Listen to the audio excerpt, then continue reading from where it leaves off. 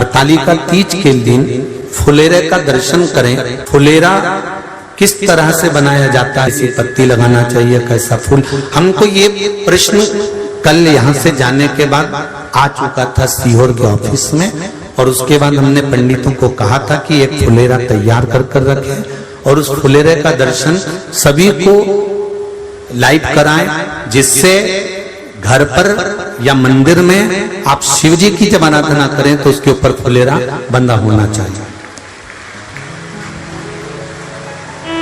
जैसे ये शिवलिंग आपने बनाया बालू रेत का, मिट्टी का, जो शिवलिंग का निर्माण करा है, उस शिवलिंग का निर्माण करने के बाद में आपके मध्य में जब आप शिवलिंग बनाते हो घर के अंदर हॉल में या मंदिर में, तो ऊपर कोई कुंडी वगैरह लगी हो, पंखा लगा हो, उस पे से रस्सी बांध कर लेकर आकर इस फुलेरे को इस तरह से शिव जी के ऊपर लटकाया जाता है। इसको फुलेरा कहते हैं। ये भगवान शंकर का अखंड सौभाग्य देने का फुलेरा होता है, जिसको माता पार्वती जी, उमा, कात्यायनी देवियों ने इसका स्मरण किया। एक गोल होता है, गोल, चौकोर, तिरछा, जिस तरह से भी बनाना हो, पर शिव जी के ऊपर नीचे शंकर भगवान होते हैं। ये थोड़ा ऊंचा, जिससे पूजन भी आराम से हो जाए, इसको ऊंचाई की ओर लगाया जाता है, जिससे भगवान, जैसे अपन जलाधारी लगाते हैं, उसी तरह से इस फुलेरे को लगाया जाता है। तो इस फुलेरे में कहीं ना कहीं पत्तियों को भी लगाना चाहिए। माला के साथ में कोई आम की पत्ती हुई, अशोक की पत्तियां हुई, उसका भी स्मरण इसमें आता है महाराज, उसका भी स्मरण। जैसे भगवान देवाधिदेव महादेव का शिवलिंग का दर्शन हो गए सबको फुलेरे का? अरे जम के तो बोलो, हो गए ना? और जितने लोग आस्था पर सुन रहे हैं, जितने लोग फेसबुक यूट्यूब पर सुन रहे हैं, अगर आपके स्मरण में फुलेरा नहीं हो तो उसका दर्शन अवश्य करिएगा। शिव मंदिर में अगर जलाधारी भी लगी हुई है तो जलाधारी से फूल बांधकर नीचे की ओर लटकाना चाहिए, पर लटकाना चाहिए, फुलेरा बनाना चाहिए।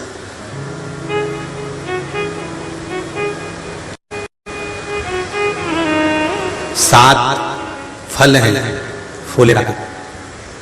कितने फल हैं? 7। ध्यान दीजिएगा। पहला,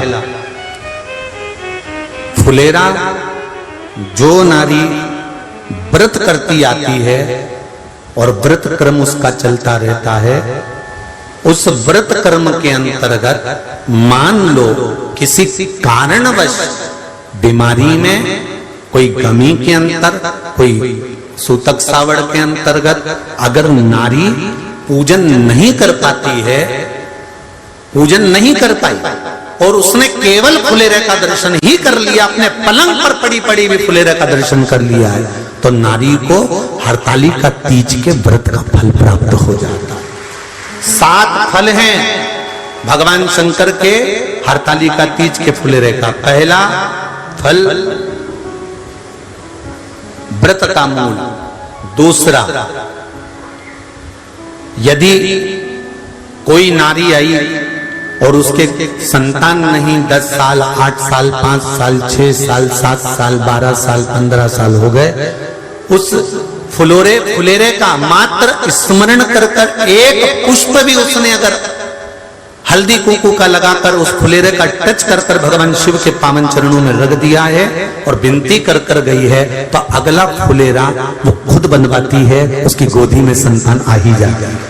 अगला फुलेरा वो खुद बनवाएगी, के जाएगी, जी अगली बार फुलेरा मेरी तरफ से बनवा देना, मंदिर में फुलेरा मेरी तरफ से लगवाना, अगली बार जब तुम पूजन करो तो फुलेरा मेरी तरफ से बनवाना। ये फुलेरे का महत्व। तीसरा,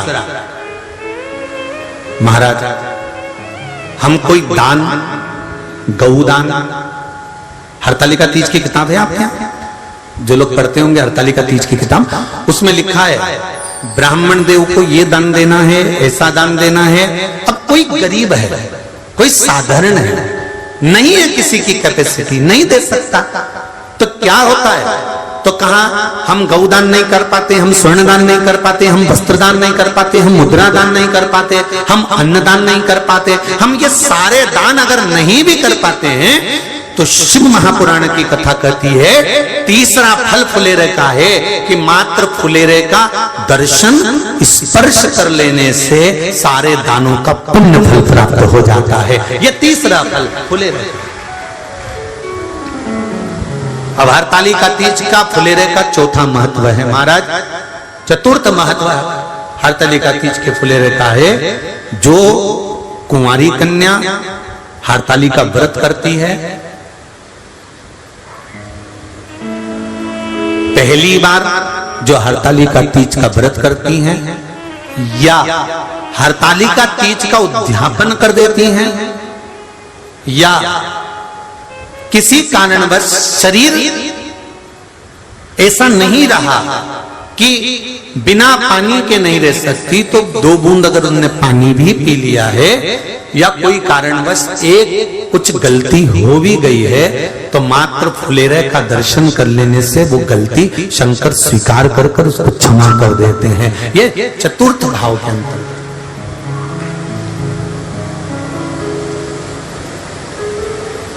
फुलेरे का अगला वर्णन करा गया महाराज शिव तत्व की ओर, शंकर भगवान की ओर। हम ना काशी जा सकते हैं, हम ना सोमनाथ जा सकते हैं, हम ना किसी स्थान पर जाकर एकांत में भगवान शंकर का स्मरण कर सकते हैं। मान लो हमें एकांत में बैठकर शिव की भक्ति करना है, किसी मंदिर में किसी देवालय में जाकर भक्ति करना है, तो फुलेरे का मात्र दर्शन करने से, पूजन स्मरण करने से उस भक्ति का फल भी हमारे खाते में आ जाता है। और फिर अगला आखिरी का जो वर्णन किया गया है वो कहा गया कि पार्वती मैया गुफा में जाकर भगवान का भजन करती थी, शिव का स्मरण करती थी और फिर अपनी सहेलियों के साथ बैठकर शंकर का स्मरण करा, जिसका फल पार्वती को मिला। तो कहा हम ना किसी गुफा में प्रवेश कर सकते हैं, ना हम किसी गुफा में या जंगल में जा सकते हैं। इस फुलेरे के नीचे शंकर भगवान की जब अर्चना करते हैं, आराधना करते हैं, हरतालिका तीज के दिन फुलेरे के नीचे हम भगवान शिव की पूजन करते हैं, तो हमारा वन में किया गया भजन का फल ही हमको प्राप्त हो जाता है। ऐसे फुलेरे का हरतालिका तीज का पूजन व्रत कुंवारी कन्या कर सकती है, शादी होने के बाद भी नारी कर सकती है। अंतिम अवस्था तक प्राण छूटे तब तक हरतालिका तीज का व्रत नहीं छोड़ना चाहिए। एक व्रत हमेशा याद रखो, एक एकादशी और एक हरतालिका। हाँ इतना जरूर है, ज्यादा शरीर बेकार हो गया, बुढ़ापा आ गया, शरीर नहीं साथ दे रहा, तो कुछ फल खा लो, कुछ चाय दूध जूस आप लेकर कर लो।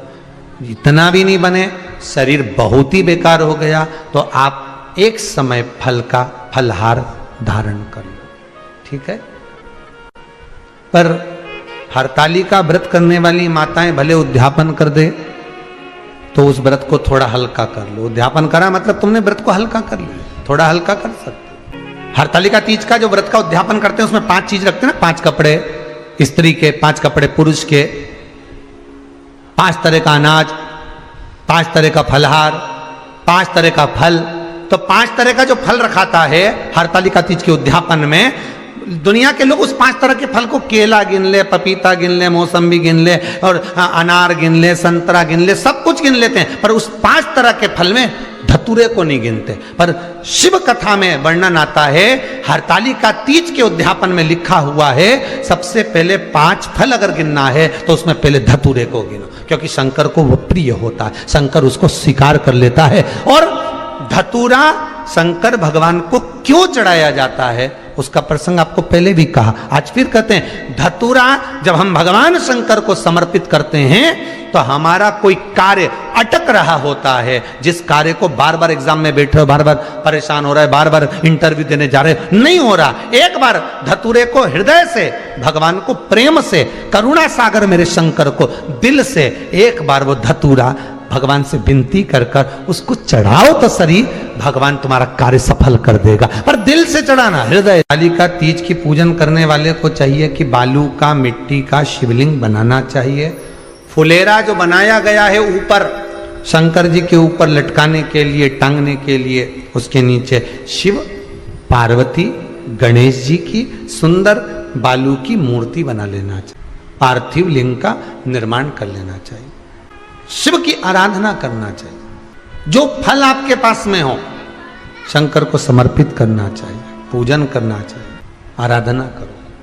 सबसे पहली पूजन हरतालिका तीज की प्रदोष काल के अंतर्गत हो जाना चाहिए, शाम के समय पर।